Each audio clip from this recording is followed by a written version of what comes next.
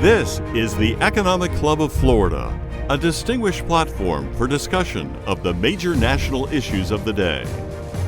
On today's program, Bill Wagner of LogMeIn Incorporated on how remote meeting technology will change the office of the future. We're going to need more collaboration space, and kind of the concept, at least for us, it's a rows of desks where you go permanently every day coming in the office. I don't think that will exist.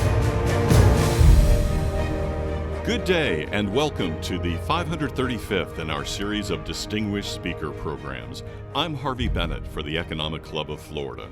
With us today is Bill Wagner, President and CEO of LogMeIn Incorporated, a Boston-based software company specializing in advanced videoconferencing and other collaborative functions in business. Welcome, Bill. Thank you, Harvey. Really excited to be here.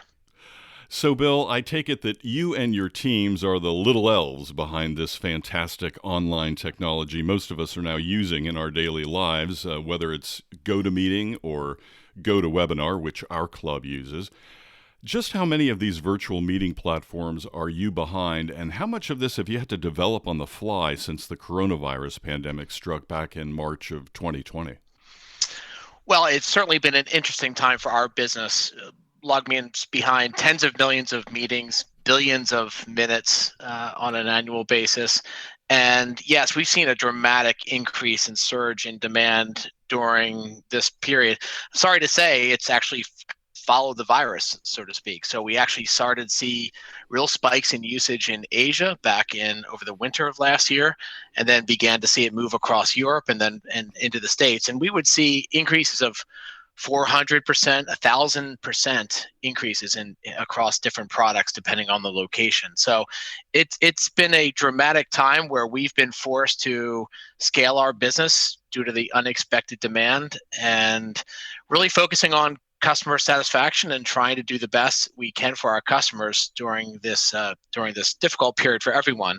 And we've given away during this period. We also gave away about $30 million worth of our software to nonprofits and municipalities, hospitals and schools, because we knew that they would be most affected by what we were seeing.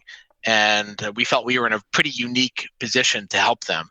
So it was really a unifying time, as stressful as it's been a time where our employees felt a real sense of purpose given what our company does. That's terrific. If you can give and get, and especially for those essential services, government certainly being one of them in this time, that is very commendable. What you offer, this software, it goes well beyond just live audio and video connectivity, doesn't it? It does. And I think that's one of the big learnings from the last 10 months or so. It's not just about meetings. Video meetings, something we've all grown accustomed to, is certainly one manifestation, but it's also, our software also is around designed to help IT professionals support remote workers and support their devices that they're working from, making sure that their software is up to date, making sure it's secure. And other software like LastPass is around ensuring that you have security in a remote environment. And you face a lot of new challenges now that workforces are increasingly remote that you didn't when everyone was in the office. So our software, we have different parts of software that do all three of those main things. Now today, 8 months into the pandemic now and counting, some companies have employees working from home. Others have kind of a hybrid mix of remote and in-office work, but others are realizing they just don't need the office space. They don't need the overhead. What you're going to talk about today to the club, it's really about the potential workplace of tomorrow in a way, isn't it? It very much is. Very much is. I think I've had the benefit of having a unique perspective. Like all the business leaders in the Economic Club, I've been, as a leader of my organization, been thinking about the welfare of my employees and how to make this shift virtually overnight to a remote workplace, first of all. Secondly, because of what our software does, I had the chance to participate in solving some of these issues and watch and learn from the marketplace as to how companies were adapting it. And thirdly, I've had a chance to see how different companies in different sectors adapted to this change. And some companies and some organizations did it very easily and made a really smooth transition. Others really struggled. So that gave me a pretty unique perspective that I feel very fortunate to have. As we looked internally at our work, I can say that it was really important for us to listen to our employees and what they wanted. It was also important to separate the reality of the pandemic environment that we're all living in with the future and what I would call the next normal. And that's really where we've now devoted a lot of our time, thinking about how we want to run our organization going forward. And we've chosen to be a remote-centric organization on a permanent basis. But we've done a lot of research. We've talked to our employees. I've talked to many other companies and other leaders to arrive at this destination. And there's no one right answer for companies, but we've certainly done a lot of research and have a lot of learnings that I'm excited to share with the Economic Club. It certainly goes to show that we all need to be lifelong learners. Absolutely. Bill Wagner, thank you. We look forward to hearing your formal remarks and learning more about the future of work and how LogMeIn is navigating this changing environment. Thanks very much, Harvey. Now, here's John Bradley, President-elect of the Economic Club of Florida and Senior Investment Advisor for the Florida State Board of Administration, with our formal introduction. It's my pleasure to introduce today's speaker, Bill Wagner. Bill is President and Chief Executive Officer of LogMeIn, a provider of software as a service and cloud-based remote work tools, including GoToMeeting and GoToWebinar, the platform our Economic Club is using since going virtual in May. Appointed CEO in 2015, Bill Wagner leads LogMeIn's long-term market strategy and day-to-day operations while guiding the company's vision for an increasingly connected world.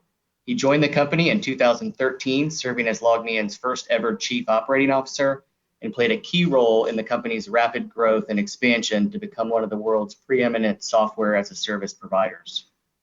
A cloud and technology industry veteran, Bill was previously Chief Operating Officer at Vocus, a cloud marketing software company, where he led the sales, marketing, and services organizations. Prior to that, Bill held several executive leadership roles, including Chief Marketing Officer at Vocus and Chief Marketing Officer at FiberLink, a leading enterprise mobile device management company, which was acquired by IBM.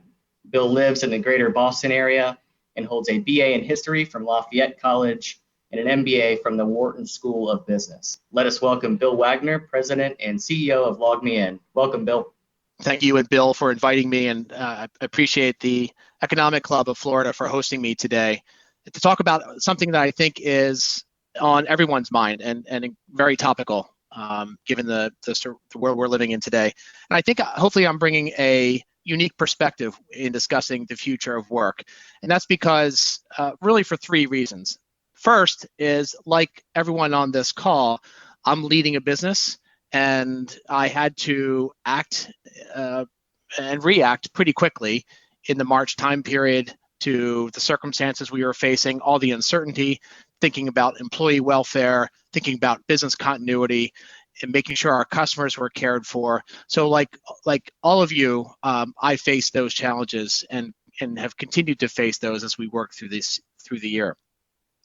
The second reason that I think my perspective may be a little bit different is I'm the CEO of a company that saw as much as a 400% increase in usage of our products virtually overnight. And I'll talk about that, but that put a tremendous strain on both our infrastructure and our employees. And that was something that I had to deal with.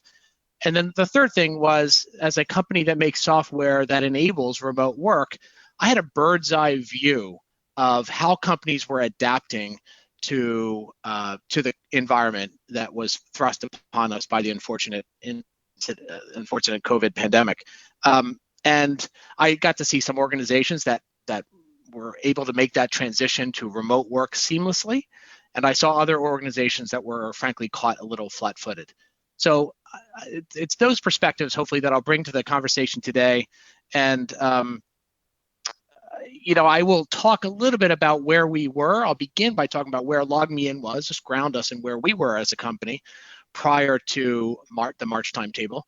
And but then I'll spend the bulk of our time today talking about the journey we've been on over the last 7, 8, 9 months from how we reacted or acted in those first several months, how we then step back and assess what we were doing and looking at what the data was telling us about where the market was going. And then lastly, talk a little bit about where we're going in the future. And we've put a lot of time into this as an organization. We've kind of declared that we're moving to a remote-centric workforce. And I'd love to share the rationale behind that. And not to say it's right for everyone, but we've done some interesting work and gathered some interesting data that hopefully will help inform the folks on the call to this morning or this afternoon as you contemplate some of these same issues yourselves. So with that, let me go ahead and dive right in and just briefly mention a little bit about who LogMeIn is. One slide about us as a company. We were founded in 2003. We are, I think, now the 7th largest SaaS company in the world. We have about 4,000 employees, about 1.3 billion in revenue. I joined 7 years ago, as John mentioned, and we were only about 140 million in revenue. So we've seen a lot of growth over the last 7 years. We have users. We have about 30 million users around the world. And about 190 countries we operate in, but we have employees in about 20 different countries. And at the core, what our software does is enables employees and businesses to conduct their business from anywhere, from any device at any time. And that's always what we've been about, of a changing demographic of the workforce, a workforce that has different expectations than the pre-millennial workforce. Millennials make up at LogMeIn make up about 65% of our workforce, and again, they come with a different set of expectations than others. And the other big shift underlying this last several years has been the changes in technology, the move to cloud-based applications, for instance, the use of video in daily communications, even before COVID. So there's been a technology shift, including bringing us to mobile, that has often played a role in what we do at LogMeIn. And lastly, before I jump into giving you a sense of where we were, just to mention that we're very fortunate to have several thousand customers in Florida, in the state of Florida, and we've been a partner with the state since 2014. So really, really honored to be here and have a chance to share what we've learned over the last year. So let me give you a sense of what we all experienced. We all saw this remote work happen basically overnight in that second week of March. It seems like a long time ago. We saw unemployment rates go from 4% to nearly 15%. Just look at one sector, the restaurant sector. Obviously, people on this call are familiar with all this data, but just a reminder, when you see that stark data point of $80 billion lost in just 2 months time period in that sector alone. So obviously huge impact, and it happened so rapidly. I think that's what caught us all, including ourselves, scrambling at the time. Where were we as a company? So we had 4,000 employees, again, spread across 20 different countries. Remote workers only made up about 7% of our population. So only about 7% of our 4,000 employees were actually full-time remote at that point. Now, we did have the technology infrastructure, as you might imagine, to make our shift pretty seamlessly, pretty easily. And again, what we do is we are market leaders in remote access, remote support, communications and collaboration. So you might expect it would be easier for us, and it was indeed easier for us to make this transition.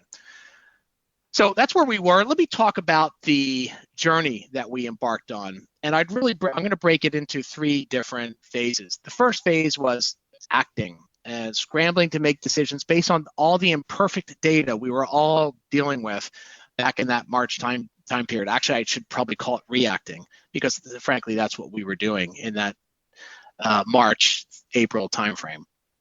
And then we took the time to step back and assess how we were operating as a business over the summer. Not just our business operations, but also thinking through an eye towards the future. We did a lot of research to assess what we thought the future was going to look like, which I'll share, and then think about how we wanted to operate differently in the future. And then finally the transformation phase, which I say is a phase that we are in now as a company at LogMeIn. And I'll talk about some of the things that we were doing. I would say through this journey, one of the biggest challenges that I think we faced was separating the COVID pandemic environment with the post-COVID environment. And we could all get caught up in what those two terms mean. But we were trying to really to suss out the data and the intelligence we were gathering from the short-term impact that we were all dealing with, social restrictions, kids being at home with virtual learning, versus the long-term. So that's something to keep in mind as we go through this. Well, the first thing we did in acting was, and I just want to share this because it's probably obvious to you that we were in a unique position to help organizations, help our customers. And while we saw this incredible surge in usage, we also saw an opportunity really to be do the right thing, frankly. I hesitate to say just be good corporate citizens. It went far beyond that. We've really felt like we were in a position to really make a difference to companies as they were scrambling to adjust. So we actually made we introduced something called emergency remote work kits. We made our software free for municipalities, hospitals, healthcare organizations, schools, and nonprofits around the world. About 7,000 different organizations took advantage of that, small and large. I have letters I would receive from literally doctors in France, and municipalities, towns in Italy, or towns in Washington D.C. In Washington State, talking about how we were able to help them through this transition. About $40 million worth of software we gave away, about 1.2 million seats of different types of software we gave away during that time period. So it was not only the right thing to do, but it was also very unifying for our employees. And we also were faced with this incredible demand at this time. We saw increases of our video conferencing and meetings, things like GoToWebinar, GoToMeeting. We saw increases of up to 10 times. We saw statistics like we've never seen before in terms of week over week increases. I won't read through all this data. What was really interesting is we could literally see it follow the pandemic. We saw these usage spikes begin in Asia. We saw them to move to Western Europe, and then obviously begin to hit the US and impact the US.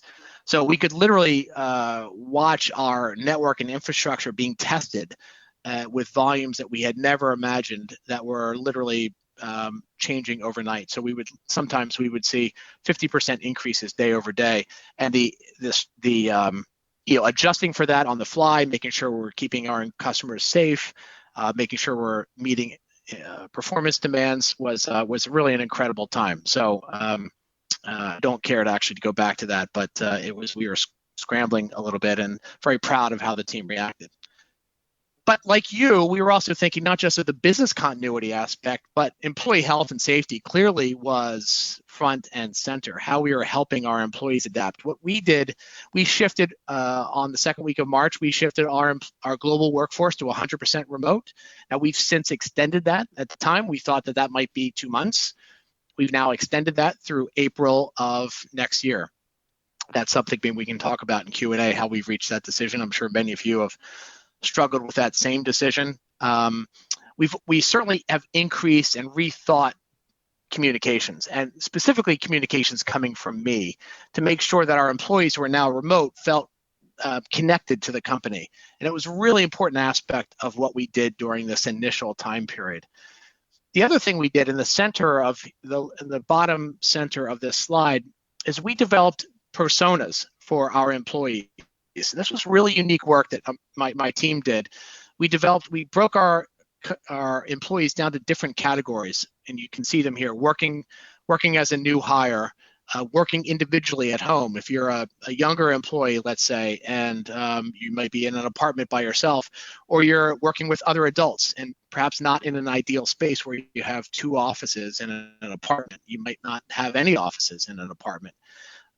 If you're working with young children, working with school-age children, and working while caring for adults. Those were the personas we developed. And the reason we did that is because we recognized that our employees we could not just think of our employees and paint them with one brush. We really had to think about the unique challenges that they all had.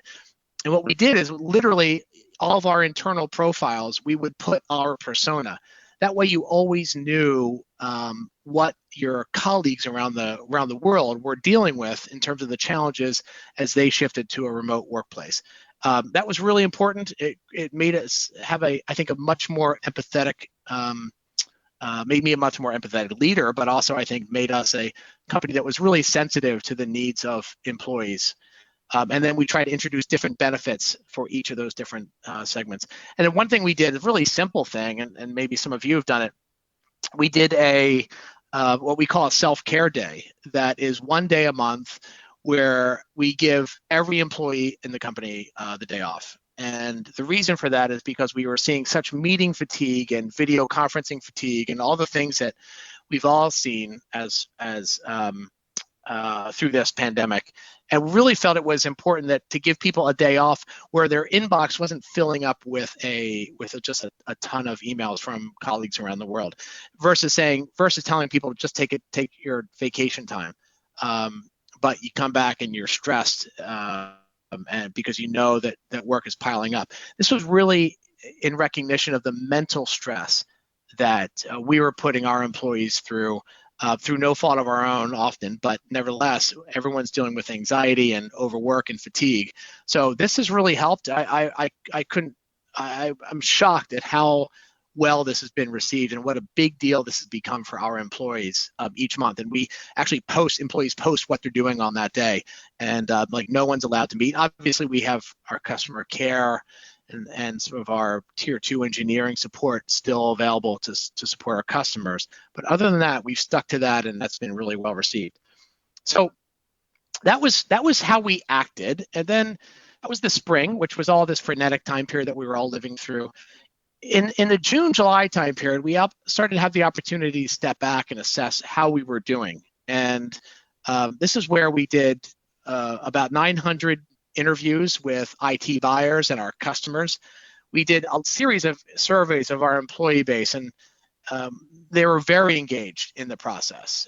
And you saw we were doing survey rates and getting near 90% return rates on internal surveys. That was informing us not just how they're doing, but how they were thinking about the future of work. And I'll share this data in a few moments. And then helping our customers and thinking about what the implication is for these emergency remote work kits that I mentioned a few moments ago. About a third of those customers, actually closer to 40%, came back and purchased other products for us. And so that actually opened up a new question for us, which is how can we better take advantage of the opportunities as organizations shift towards a more remote workforce in the future. So here's some of the trends that we identified. And on the left-hand side of the screen, you see kind of pre-COVID. And on the right-hand side, it's from this primary and secondary research. This is what we've learned. So first of all, our employees had already told us that they wanted a work-from-home option, not necessarily full-time, but about 75% said that they would like some ability to work from home. Yet again, actually, only about 7% of our workforce this says 5%, it's about 7% were working remotely full time. Our research at the time, this is June, July research, said that frankly, about 25% of the workforce this is globally, not just for our company, would want to work from home or work from anywhere, have a work from anywhere option full time. IDC, the research organization, came out within the last few weeks and said that they believe that number is going to be closer to 30% of employees will work primarily remotely. So think about the sea change that represents. Globally, less than 5% of the workforce was working fully remotely. Our data suggests, and external data would suggest, that number is going to be 30% or higher in what I would call the next normal. So I don't want to put a time frame on that, but we've seen that's a pretty dramatic acceleration. this concept of bring your own device, well, that's the world we're living in. If you're working from home, you're bringing your own network, you're bringing your own device. In some cases, you're bringing your own software. And organizations that was a shift that was already happening, but it's been pretty dramatically accelerated. Obviously, that presents increased cyber risks as well, because you can't protect your employees when they're in the building anymore. Now they're in their home networks, and that introduces a whole level of threat surface area that companies just did not have before, when maybe they only had 10% of their employees working outside of the firewall environment. And so it really exposed the limitations of technology like VPNs and things that have been here for 30 years. And there's going to be a pretty significant shift away from some of that technology here in the next 2 years. And then IT allocation and how that was going to be changing. We actually saw IT spending increase despite the recession, but where those dollars are being spent was pretty dramatically different. I would say that these were also trends that were secular trends that were accelerating. These weren't new things necessarily, but we thought our work had told us that this transition to the future of work, which has been talked about for years, we thought that would take 8 to 10 years, frankly.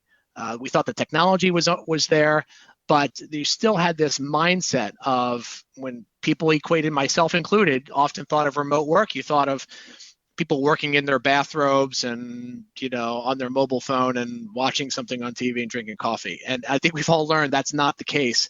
So that mindset probably is as important a change as any of the physical things that we've seen change. A couple other things that we know, data has pointed out, a lot of cost savings from remote work. I've shared some data here. It is astounding, potentially, what a incredible shift this could mean in terms of companies, how they think about expenses and where they spend their dollars.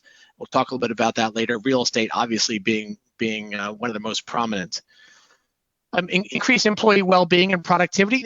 It's a mixed bag, to be sure. And again, I think it's important to separate a normal work from home environment versus the pandemic environment where a lot of people were dealing with kids or didn't have the right workspace or sharing it with roommates. So it's a little bit of a challenge to suss out the kind of temporary challenges versus the long-term. But the research would tell you, long-term research would tell you, that the benefits outweigh the negatives, and employees, generally speaking, work longer and are more productive, and yet still happier and retain at higher rates because they have the flexibility. For instance, LogMeIn employees ourselves, by eliminating commuting, we'll eliminate per employee about 360 hours of commuting a year if they work remotely. So that's an astounding number. And then sustainability. There's an increased emphasis on sustainability for all of us as business leaders. I think our employees are more aware of it. We are more aware of it. Investors are more aware of it. And there's a demand for us to be thoughtful in terms of our footprint that we're leaving on the world. And again, obviously, remote work has a pretty tremendous benefit when it comes to sustainability. So on the right-hand side, you see some statistics from different places. This is a combination of research that we've done, but most of the data I'm presenting here so far is external data. And I'm going to get into some of our internal data here on this next slide. So we asked our employees, how would you like to work? And again, what we were calling at the time a post-COVID world, and maybe that might be a naive term these days, but this is data we were doing over the summer. This is what our employees told us. Only about 5% said that they wanted to be in the offices 5 days a week. I pause there because that is an astounding statistic. That only 5% of our 4,000 employees want to be in the office 5 days a week, or think that they need to be in the office.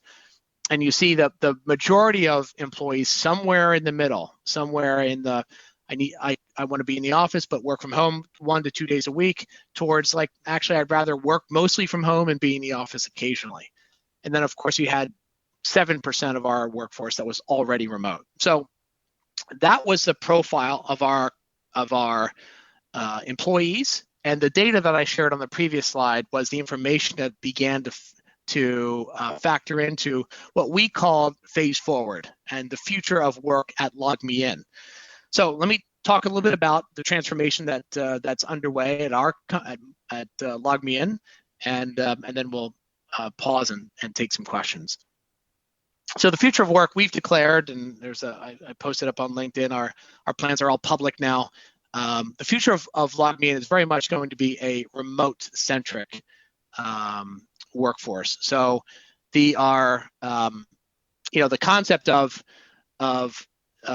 no remote and all remote, I think, are not really where our focus is. Most of our employees are going to fall into the middle, where we were pre-COVID, we were remote allowed. I think post-COVID, though, we're going to be more to the right side of the screen, where most employees are probably going to be in the office 1 to 2 days a week. We'll have a much larger population of employees who will be in a fully remote mode, as well as we will close offices around the world, which I will talk about. And as we think about the workplace, the impact on the workplace, this is what we've shared with our employees. That first of all of our offices will be impacted. So even the ones that we keep open will be reconfigured, because the way people will work will be different. Few, if any, employees will have assigned desks. We have to provide additional support for our employees. When we were thinking that this might last 1 to 2 months, was one thing to provide us a stipend or a reimbursement for perhaps a new monitor or a chair. It's different when you think about making this a more permanent option. We want to recreate and reconfigure our office space, the office space we keep, for face-to-face collaboration, as opposed to rows of desks where people do their individual work. Overwhelmingly, our employees told us, no, we're really productive at home. It's the social collaboration aspect. That's why we still want to be in the office occasionally. The other last piece is that employees will have the opportunity to relocate as part of this. And we will also think about where we're doing our hiring. That's also going to change. So as we thought about this, we developed this framework that really helps us think through where our employees can live and where we could hire employees. First, it's with the legal, practical, sustainable framework. So first of all, legal. Do we have a legal entity in that region of the world or in that state? Are we authorized to pay taxes? What's the tax liability? Can we provide compensation and benefits in that region? And again, some of these are some different parts of the world have different labor laws that we have to take into account. So legal is the first criteria. The second criteria is it practical? So if you want to hire someone in a remote setting, or if you frankly want to move to a remote setting, is it practical? And this is considerations like the time zones being the most obvious, but could be do you have access to the partners or clients that you work with? That's another consideration. I'll give you an example. My chief of staff lived in Boston, had a house in Vermont, and now has moved up to Vermont full time and lives in Vermont. Post-COVID will be in Boston 1 to 2 days a week, but has moved his family to Vermont, and it works great because I have same access to him I did when he was in Boston.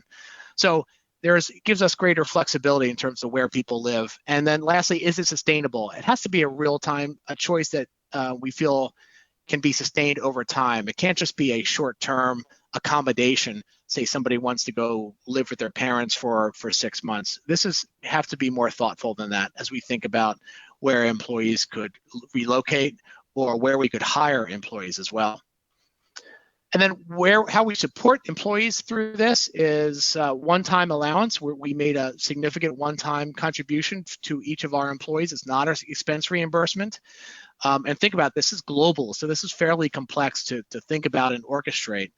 And you think about a one-time allowance. What was interesting is we did this work is, I think for a lot of us, we think of a desk, maybe people don't have a desk or an extra monitor. But if you're in certain parts of the world where we do business, you may not have access to a reliable power supply. And so you may, if you're working from home, or it may be in certain parts, we have about 250 employees in India. and they don't have air conditioning in most of their homes. So, I mean, you have to think about the impact of asking people to work remotely. It's very different depending on people's situation. So that's something we had to think through. And we also set aside a collaboration budget because we do want to make sure we're bringing people together to have collaboration meetings and sessions. So again, when people are in the office, they'll be meeting more as a group. They won't be sitting at an office at their desk 5 days a week just to do their work. That they can do pretty much from anywhere. And then lastly, at the bottom, we also took the time to rethink what I call our operating mechanics, how we communicate as a company, how we think about meetings and meeting hygiene, so we avoid screen fatigue and other things that we've all of us have experienced during this period. So for us, it doesn't mean that our mission has changed. It just means that the modern workforce is going to be more remote in nature. And that's certainly something that I think we're excited about. I think has implications for, not just for LogMeIn, and I'm sure perhaps for many of you.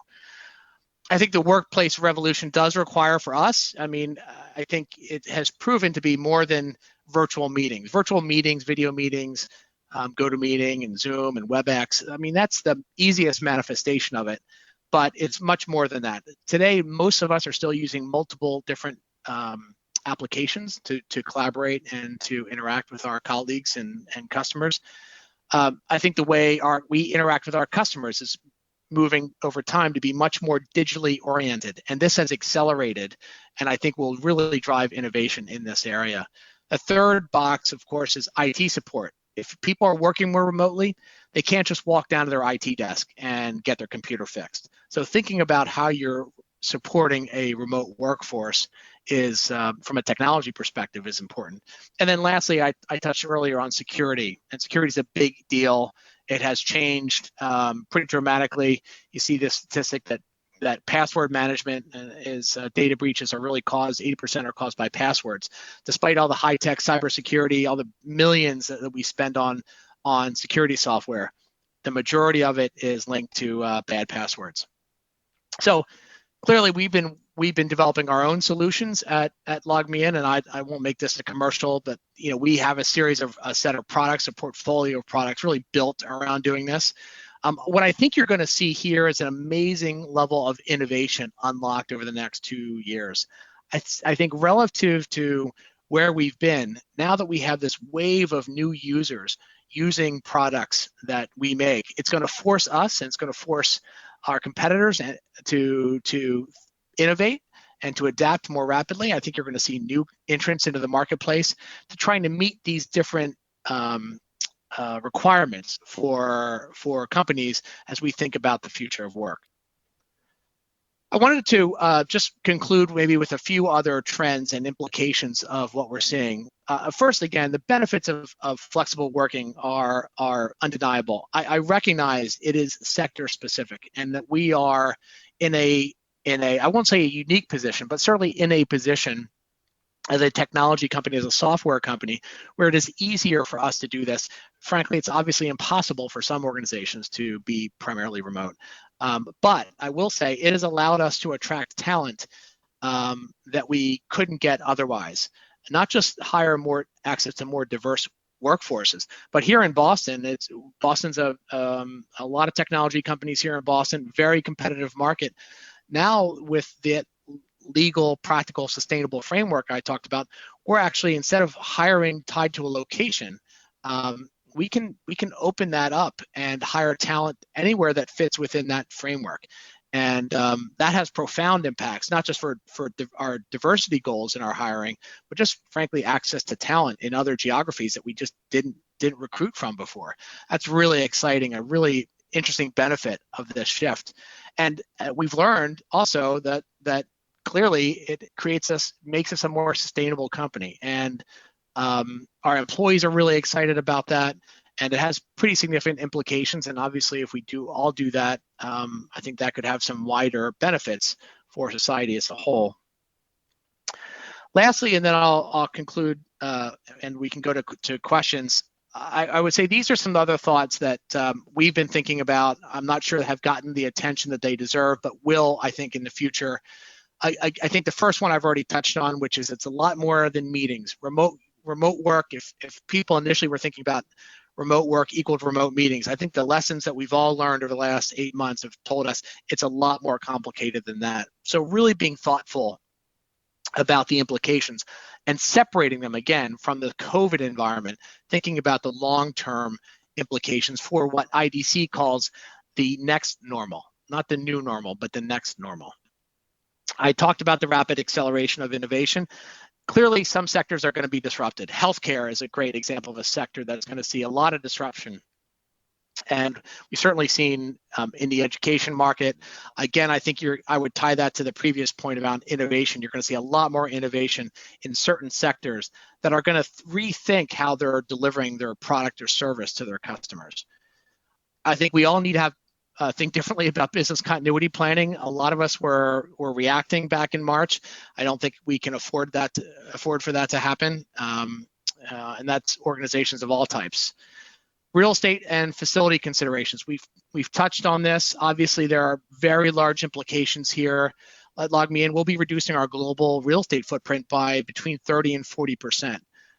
Here in Boston, we have about 230,000 square feet, about 800 employees. We'll be cutting that in half. The employees will still be here, but we'll only have employees in the office. They'll rotate in the office. So 2 days a week, 1 day a week. So on any given day, we won't have all those employees in the office. We may have 200, 300 employees in the office on any given day, which means, frankly, we won't need that 230,000 square feet. And we also need to reconfigure our office space because we don't need rows of desks.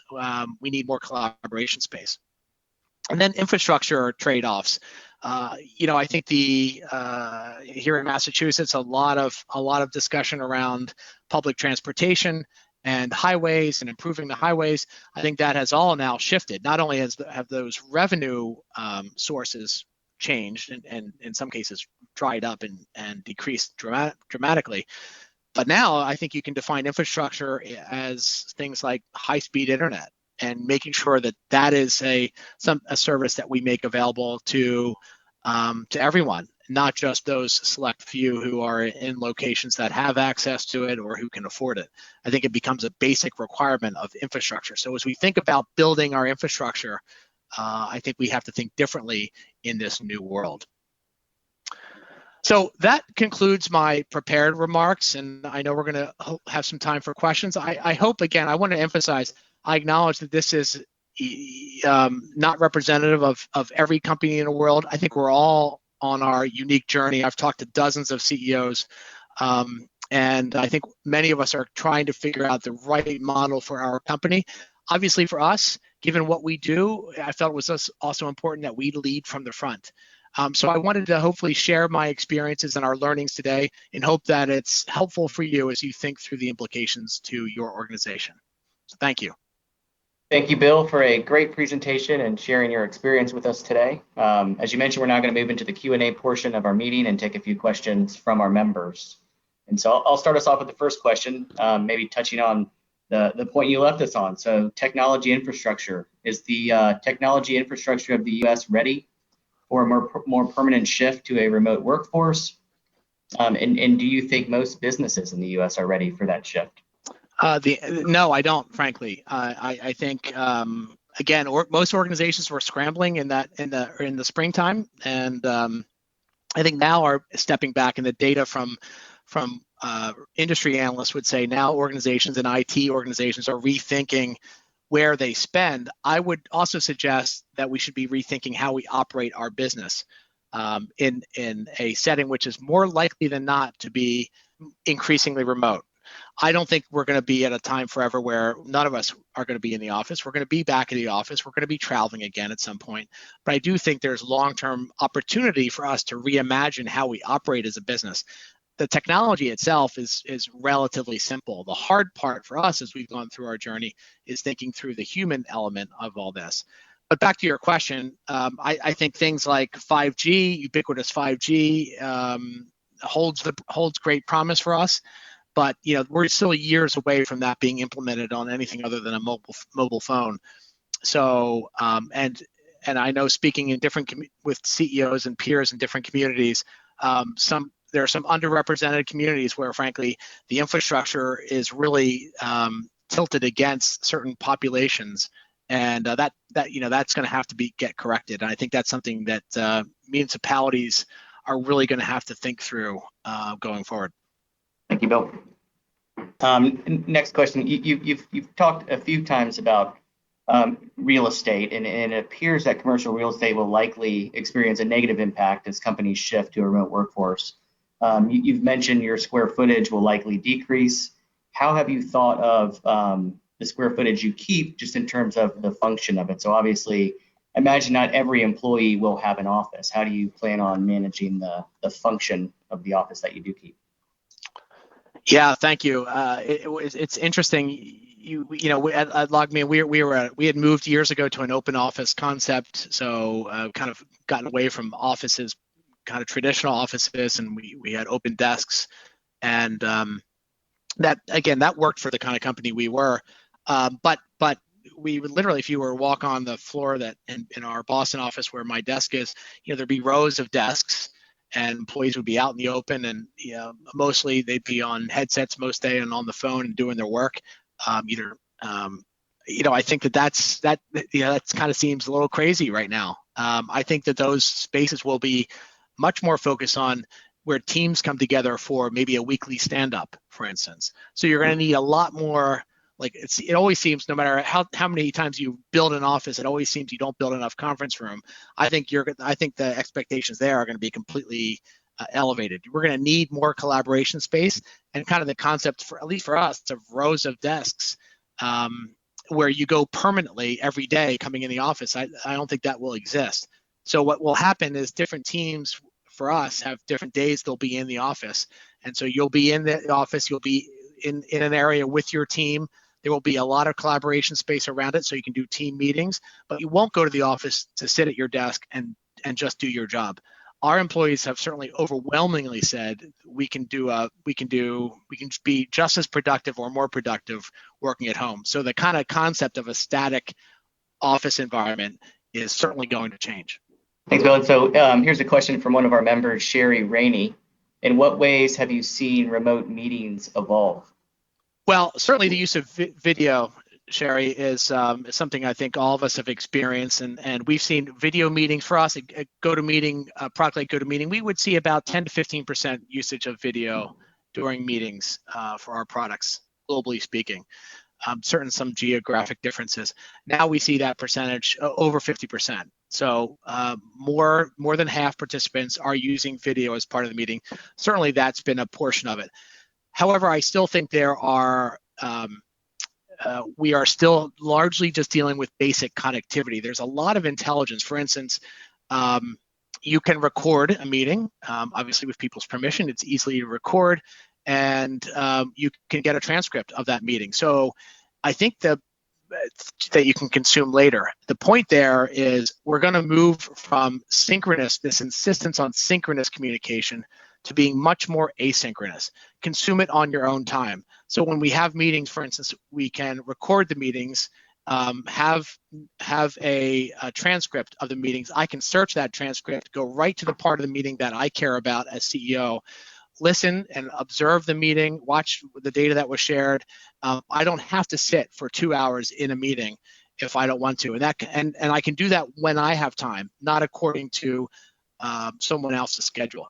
That asynchronous communication, that's something I've heard more and more about from others as I talk to. I think that's one of the biggest things we can do to reimagine meetings. Thank you. It appears, at least initially, as if some jobs, some functions within businesses might be more productive in a remote work environment, while others might not be. How has this been your experience, and how do you identify and decide who goes to work remotely and who actually comes into the office physically?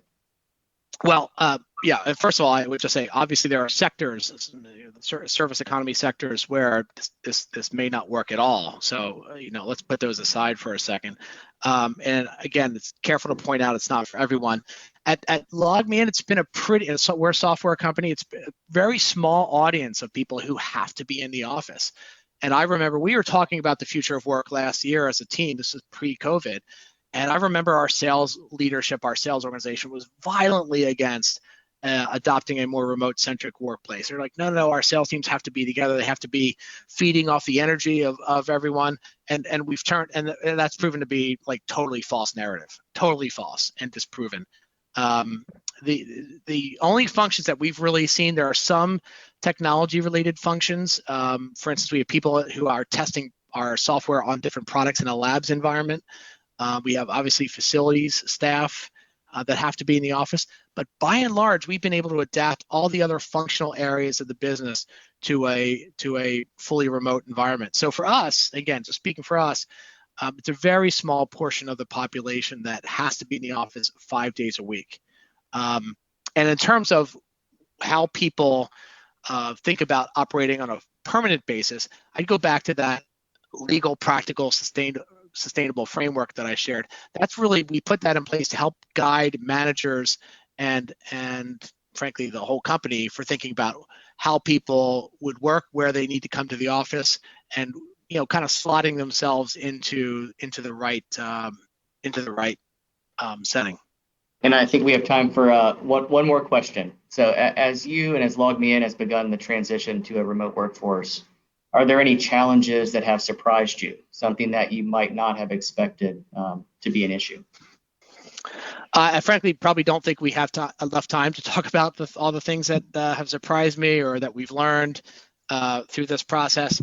One example, I was talking to someone this morning. I gave the example where our sales teams were kind of revolting at the idea, and it turns out they fully embraced it. On the other hand, our engineering teams, who most of us had assumed would have no problem, they're the ones who kind of missed the social aspects because it was really the ones kind of the social channel or outlet that they had. So that was a bit of a surprise for us. I certainly think that I had never as a leader thought through the different challenges that people would have as they shifted to a more permanent remote working environment, especially during COVID. So again, it's made us much more empathetic and forced us to be, I think, much more humanizing. Me as a leader, I think a much more empathetic leader. So that was a big learning for me that I would share. And then again, how we would operate remotely. I think at first we're just overwhelmed with a wall of video meetings all day. That's not sustainable. So we really step back and try to think through how we're going to operate differently in this idea of synchronous meetings versus asynchronous meetings, and asynchronous learning really became something that was important to us. And I talked to CEOs of companies who have always been remote. There's companies, a company some of you may know called GitLab, which makes GitHub, which is a software that is used by a lot of technology companies. They were founded as a remote company. I talked to their CEO and to try to understand what their learnings were over time. And so there's still a lot for us to explore. The social aspect, I think, is something we're still working through, and how we make sure we preserve that aspect of our culture. But overwhelmingly, we think we've charted out a course that's right for us, and we're pretty excited about where we're going. Thank you, Bill. On behalf of the board of directors and our membership, I'd like to thank you for taking time this afternoon to talk to us about a very timely topic. My pleasure. Thank you very much. You've been listening to Bill Wagner, President and CEO of LogMeIn Incorporated, speaking before the Economic Club of Florida on November 4th, 2020. For more information on LogMeIn, visit log-me-in.com. The Economic Club of Florida promotes interest and enlightenment on important economic, political, and social issues of the day. To learn more, including how to become a member, visit our website at economic-club.com.